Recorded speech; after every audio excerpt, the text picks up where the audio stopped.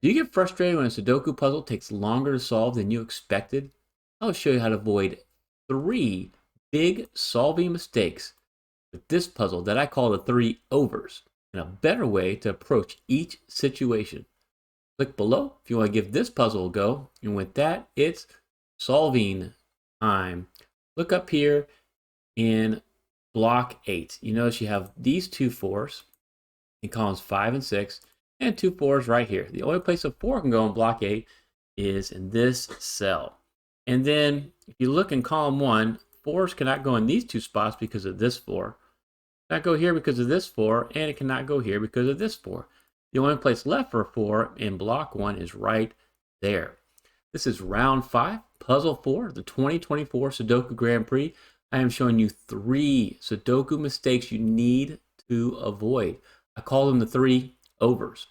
And the last one probably caused you the greatest frustration when you do it. So let me start with mistake number 1. I call it overmarking. Let's look here at the 5s. You might go, oh, hey, I got these 2 5s right there, and this 5, I can solve for a 5 in block 9. And then with these 2 5s, you go, oh, okay, I'll mark these 5. So this is Snyder notation. Anytime in 3x3 block, you have 2 possibilities for a cant. You can mark it in case you solve one, you solve the other right away. You could go here and go, okay, with these 5s and this 5, I can solve for a 5 right there. And with these 2 5s, I can do some Snyder marks right here. And then if you look at the 1s, you go here and you say, okay, I got these 1s, but you can't make any solves with the 1s. I'm going to show you, you don't have to do all this marking and go through this entire puzzle and do Snyder notation. What you want to do instead is be able to solve cells so you don't have to put any marks in there. So let's look here in block 4, for example. You got these 2 5s. This makes a little mini X-wing. If instead you just looked and said, where can a 5 be in column 3, you'd notice that 5s can't be here and here because of these 5s. Can't be here or here because of these 5s. And it cannot be here because of these 5s. So you have another hidden single 5 right there. And so you wouldn't need to mark these 5s. Instead, you could just look now for where the 2s could go here in block 4. With these 2s and this 2, it's all for 2 right there. And then just noticing how much restriction you just put on column 1, you could solve all 3 of the remaining cells using my neat naked triple trick. You just have to notice that you have 5, 7, 8 missing in column 1. You have the 8 looking at 2 of these cells, and the 5 repeats at one of the cells the 8 sees. So you can solve all 3. This has to be a 7. The only place this 8 can go is right here, and then you can solve this cell for a 5. And so you could have solved this 5 without making any marks. And then notice with cross-hatching, with these 2 5s and this 5, you can solve for a 5 right there. So now, without doing any of these extra markings, we solved a bunch of cells, because every time you mark something, you have to erase it. Using the Sudoku Grand Prix, you have to do paper and pencil marking. So the less marks you make, the better it is for you. And now you see with this 6, you could solve for 6 right here. Now, I would recommend putting a 7-9 naked pair in this spot, because this is a valuable naked pair. And what the experts do is they just write a 7-9 right in this little margin. So whatever when they solve, if this is the 7, they can write it here and write the 9 there, and they never have to erase any marks. You want to avoid writing marks that you have to erase. Instead, increase and raise the percentage of solved cells and reduce your eraser marks. And now I want to hear from you.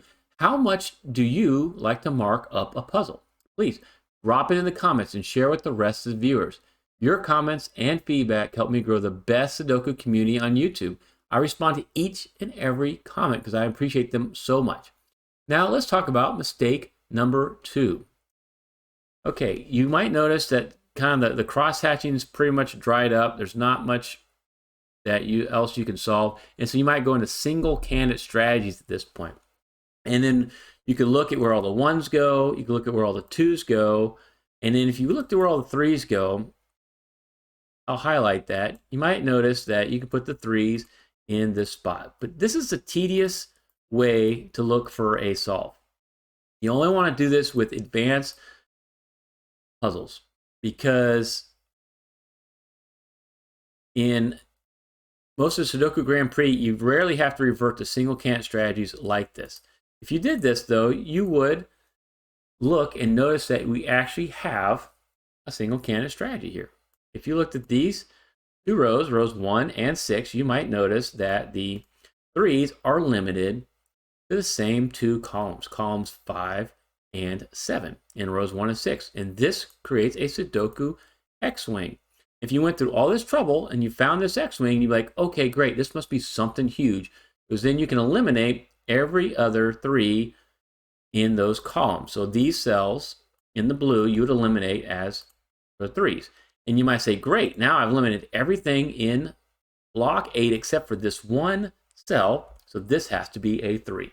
So you would do all this work, look through all these single candidate strategies to figure out that this has to be a 3. And you might think, oh, I had to do it this way. Well, I'll show you that this mistake number 2 is just overcomplicating the solve. This was a lot of work to get there. I didn't even show you looking at the 1s and looking at the 2s.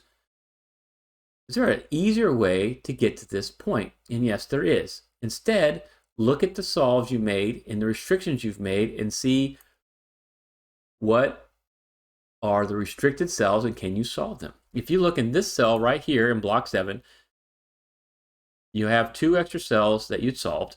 And you might notice that a 1 can't go here, and you need a can of 3, a 4, a 5, a 6, a 7, an 8, or a 9. This is a naked single 2. Much easier to find this naked single. Because you look in here and go, okay, there's a lot of restrictions. I can solve that for a 2. And then what you might notice is everything else pointing into this block still looks at this cell except for the 1.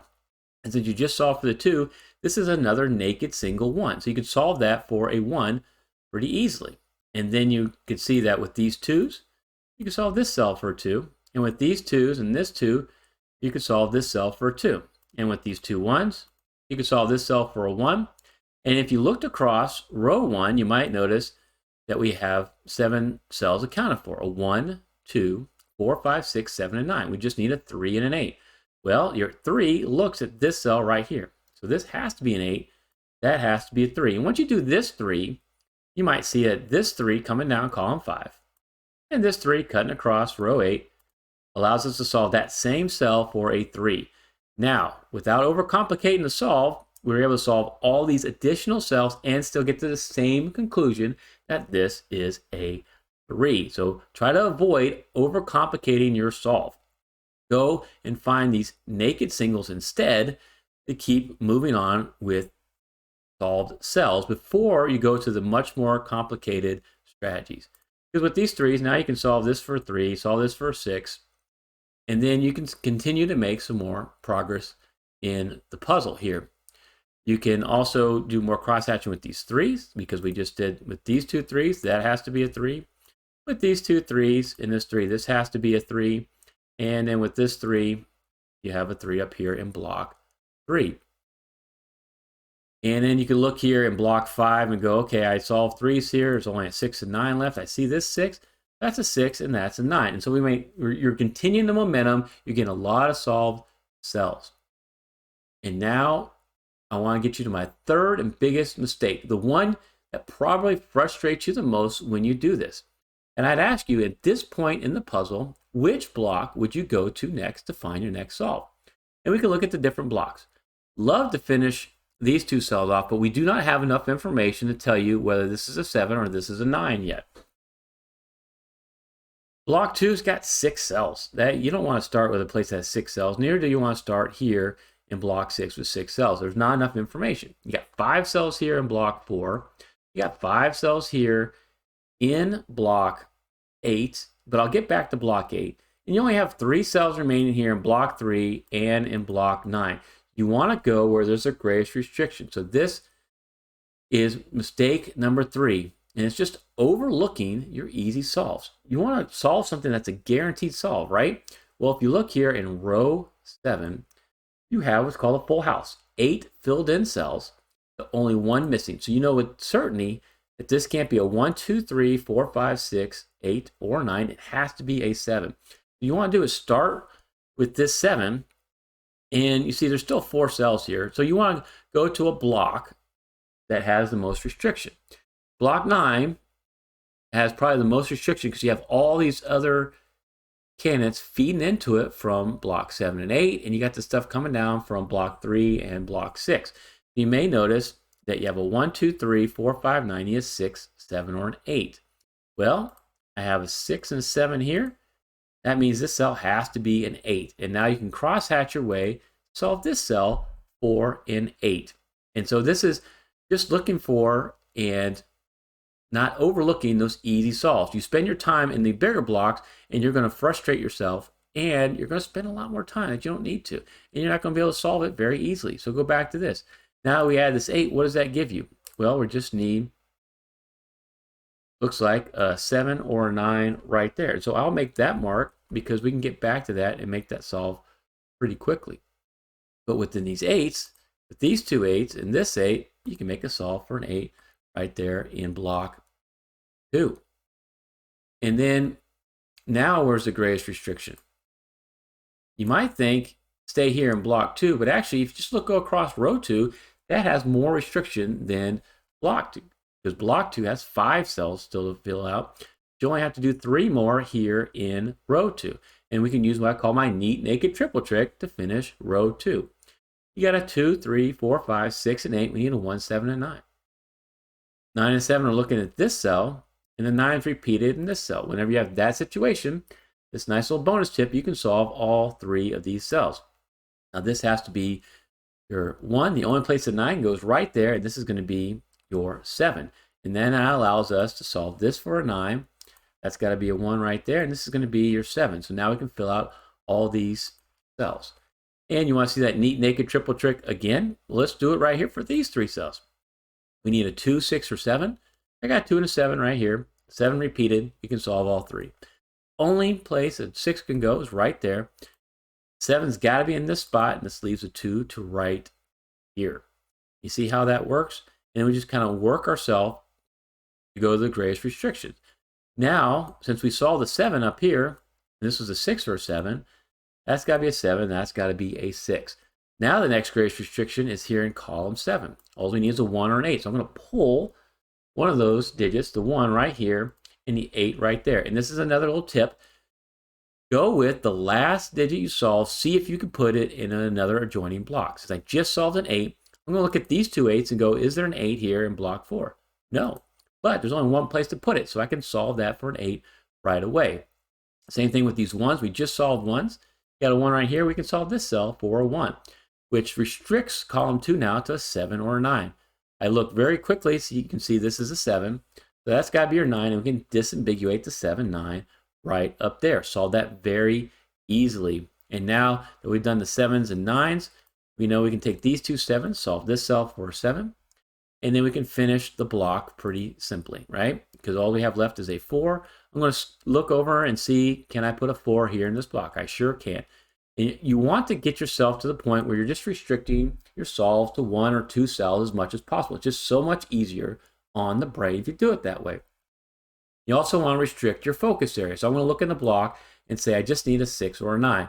I'll look to the first 6 I find. Boom. 6 goes there, 9 goes there. And then come down here and finish off the last 3 cells. We need a 2, 6, and 9. I see the 2, 6 here, 2 repeated. Neat naked triple trick. That's got to be your 9. Only place 2 goes right there, and the last digit is a 6. See how many mistakes you can avoid in this next video. Thank you so much for watching.